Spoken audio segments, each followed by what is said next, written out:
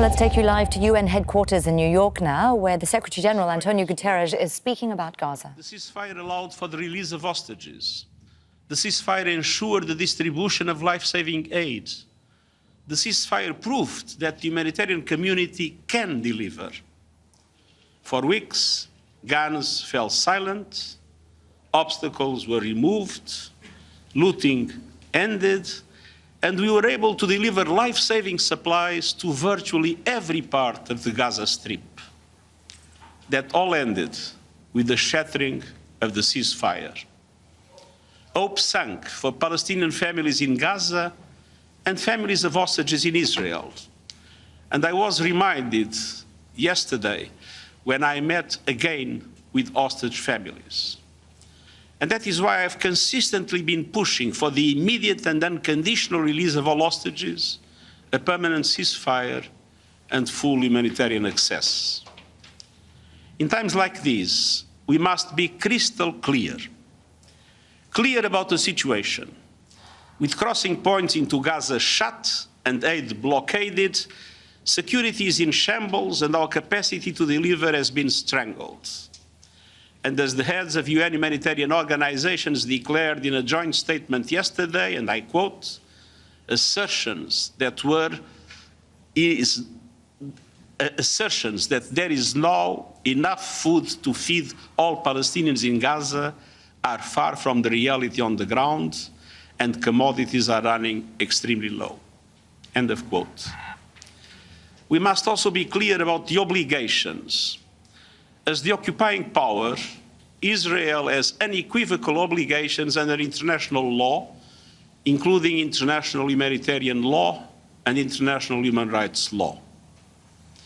Article 55, paragraph 1st of the Fourth Geneva Convention provides that, and I quote, the occupying power has the duty of ensuring food and medical supplies of the population. End of quote.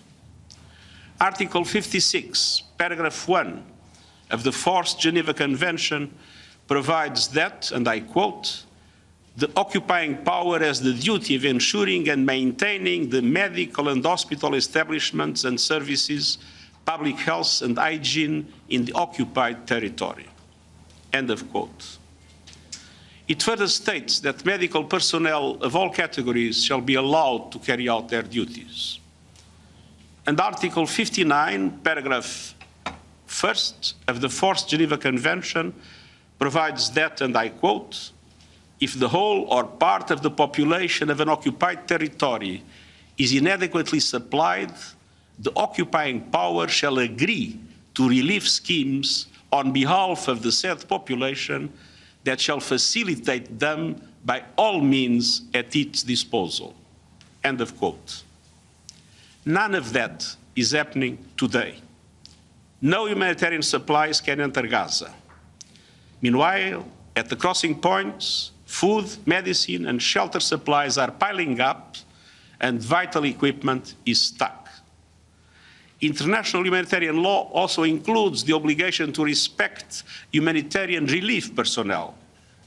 And I want to say a special word about those humanitarian heroes in Gaza.